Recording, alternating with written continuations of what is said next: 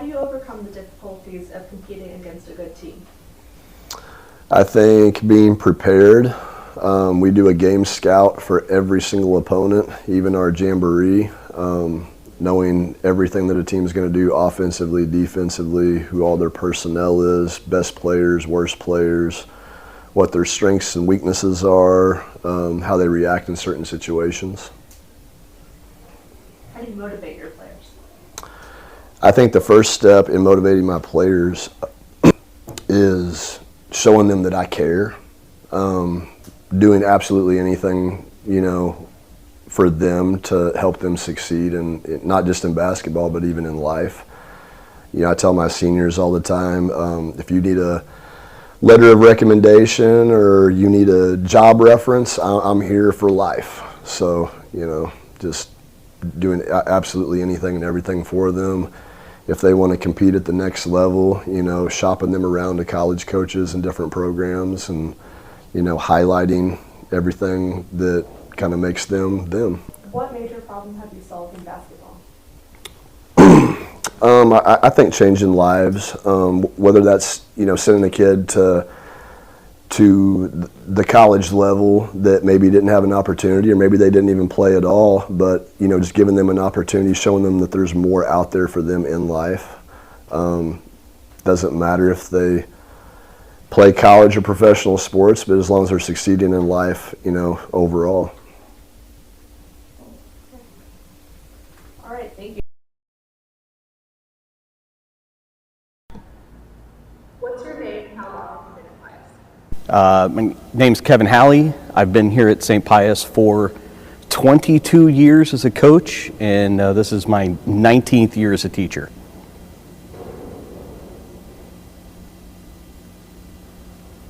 Why did you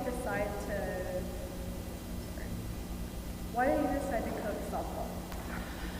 I started coaching softball well before I was here. I grew up I never played baseball growing up either, which is kind of weird as well. I just picked it up in college and started kind of being part of the softball program at Maryville when I was there.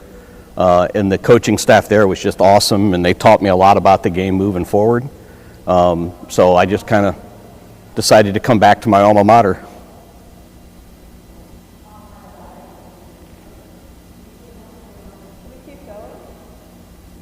It's fine, you can barely hear it. Are there any standout athletes?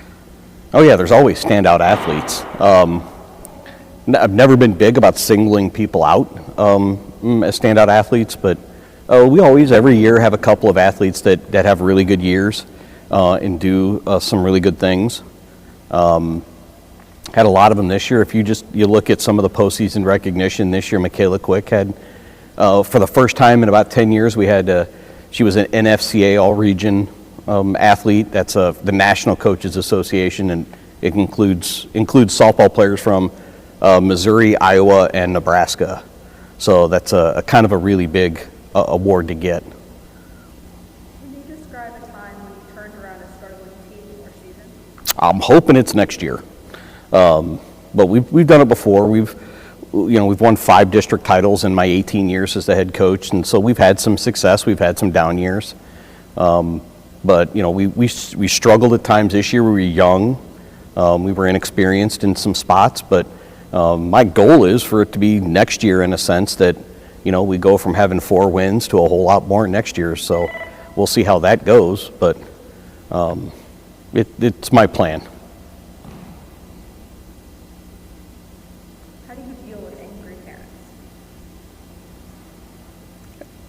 I believe you can deal with angry parents before they get angry. I think you can, if you do a good job of building relationships with those type of people beforehand, before the season, before it gets to that point, and you communicate well enough, I think you can kind of prevent that from happening.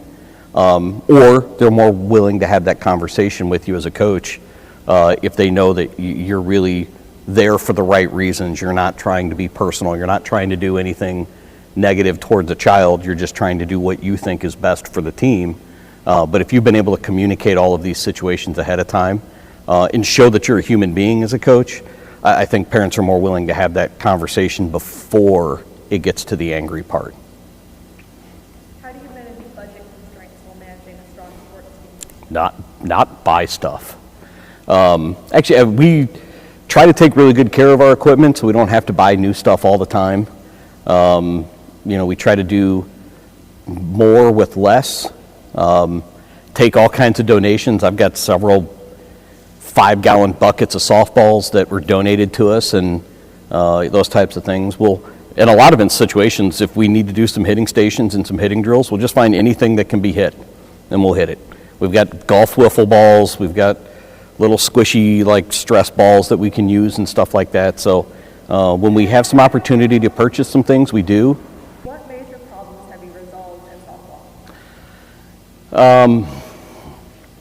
There's always conflict between players. You get a bunch of teenagers in the same group, it's always a conflict. And we always like to consider that we treat teams like a family. Families fight with each other. I don't know that we've ever had major conflict. There's always some conflict. But there's always people that get on each other's nerves. There's players that get on their own nerves, and I as a coach get on players' nerves, and it's back and forth, and it happens. But like I said before, if you've done your job communicating and you try to show that you're trying to build a relationship with them and you're not there to be adversarial, it tends to head a lot of things off in the pass. And what is your goal for growing softball? My goal, always in softball, always with any of the athletes that I have and that I coach, is that I know that at some point they might be future coaches. So I know that I'm coaching future coaches when their kids get to the point where they want to play softball. I hope I've done a good enough job as an example for them to be able to relay that to their kids when they're coaching. So it's always the long game with me. It's what are they going to be like as what can I do to help them be an adult 20 years from now and be a productive member of that? It's the same in the hallways here, even as a faculty member. I'm just trying to help them be the best version of themselves, both now and 20 years from now. Thank you. No problem. Why did you decide to coach golf? Because I enjoy it so much, and I love the relationship with kids, being out there, kind of picking their brain, see what shots they're going to do and what they're trying to do. Are there any standout athletes? They all have their great attributes. On paper, Landon Thomas is our best golfer, but we have a lot of very strong candidates who will be strong supporters this year. Can you describe a time when you turned around a struggling team or season? Ooh.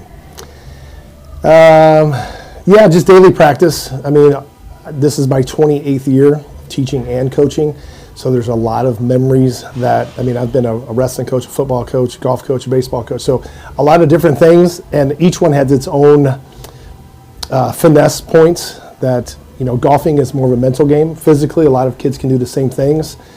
Football, different physical attributes pay homage to different positions. Same with wrestling and baseball and things like that. So golfing-wise, a lot of kids just helping them stay out of their way mentally and just focusing on the next shot and being positive is probably not very specific, but generally speaking, that helps a lot of golfers, is just helping them stay out of their way mentally and focusing on good things that can happen. How do you deal with angry parents?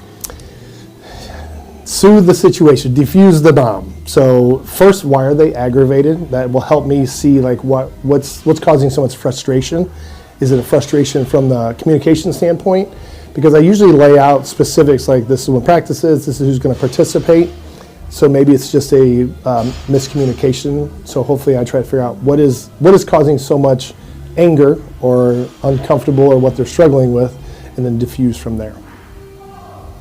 How do you handle budget constraints while managing a strong sports team?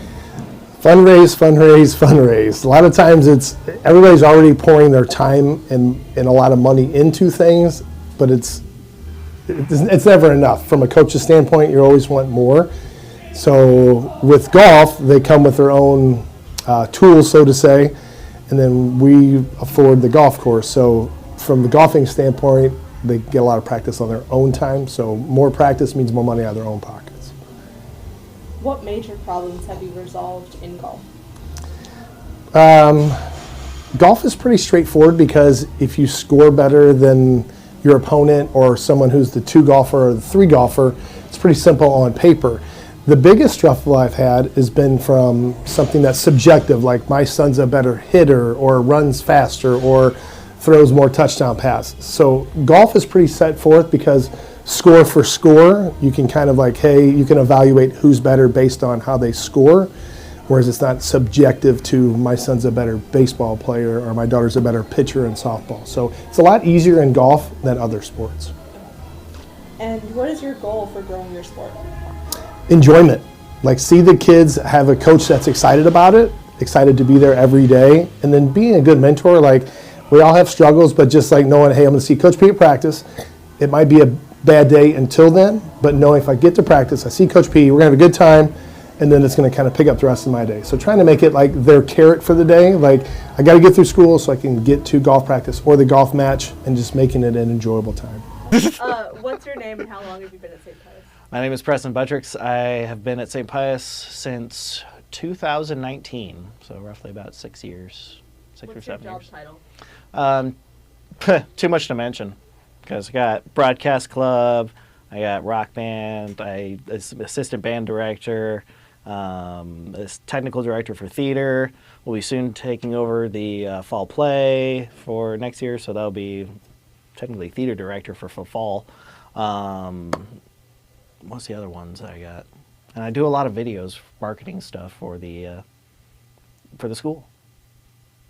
How do you feel going into leading the fall play?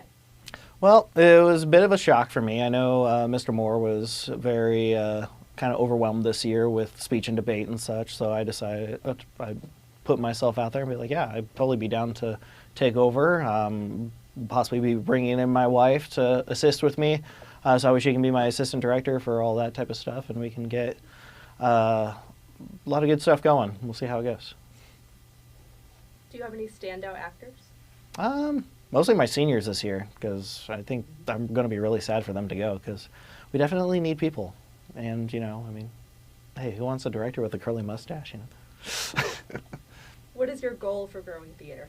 Ideally, I'm working with local communities to try to build the program. Like right now, discussing having the plays be brought to the Contrarian downtown, possibly even talking to Festus High School to use their facilities because they have way better facilities than we do. After the success of The Wizard of Oz, we basically sold out and we were not able to fit hardly anyone in the cafeteria. We had people standing and everything like that. So building, it will not be an issue. Definitely musicals was the way to bring it back. So ideally growing the whole program is going to be mostly like getting people interested in the musicals, possibly even some more dramatic plays, whichever. We just want these kids to come in and have fun. And honestly, the biggest thing too with growing is making sure that like, hey, this is an art form. A lot of schools have this as a class for their fine arts, but we unfortunately don't. And I know bullying is a big thing here for the theater kids, and I basically tell them, you know, if you got a problem, come see me. But there's really no need to be bullied. You're playing an absolute different character than yourself. So, yeah. All right. Can you tell me a little bit about your job description? Well, the athletic director at a small school, you know, is different than a lot of large schools. Small school, you had very the plethora of hats. The biggest one I always tell people, I'm the head coach of the head coaches. I'm not head coach of any sport. I got to make sure every sport is in line, doing everything that needs to be done. You know, whether it be officials, whether it be field, making sure all the paint's ordered, all the game balls ordered, all the uniforms are in good shape, make sure all the inventory's done, budgets, the whole 9 yards. I mean, it's a wealth of things to be done as an athletic director. I mean, that right there in itself could be a very long discussion. But yes, the way I explain, I'm the head coach of the head coaches, and I got to make sure that I give them what they need to be able to play the sport. What would you say the hardest part of your job is?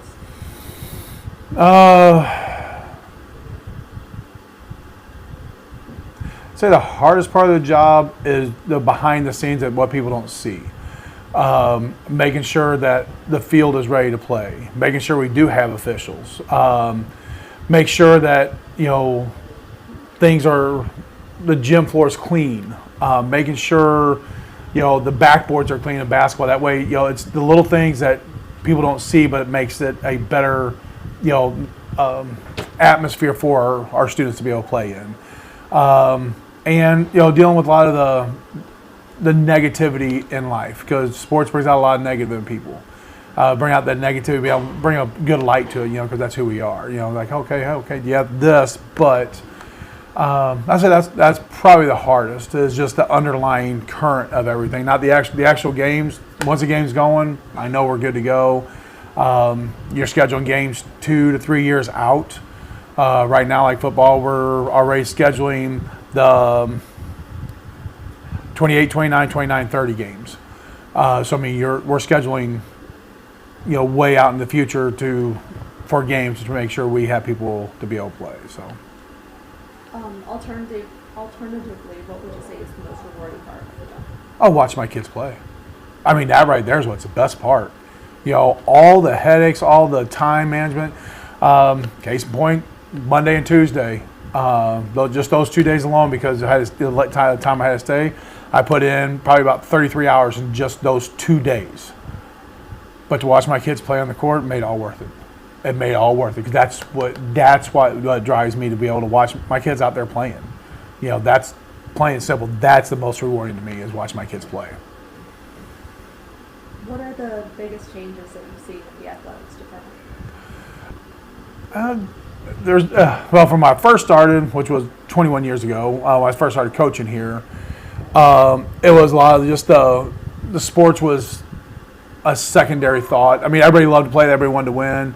Now there's a lot more dedication. There's a lot more drive from it was way back then. And that's where I think we've seen a lot of change in in who we are. Because if you look at I always say go out and look at the second floor foyer. All along the wall by the gym is first place district trophies from inception of the school to 2013. And then you look over here by the concession stand, and the wall's full, and I still got more I got to put up over there, and that's from 2014 to present. So we have more first place district trophies in the past 10 years than we had from the inception of the school. So I think it's dedication, people wanting it more, driving it more. Coaches are the amazing part of it, because they're the ones who really push the guys to be and the ladies to be at another level. I've always said what separates us is we hold a standard up high in our classroom, and we also do the same thing on our fields. And we don't lower our standard for anything. This is who we are. This is how we do it. And our coaches, we have coaches in place that they have a high standard, and our kids reach up to that standard because they're already used to reaching a high standard.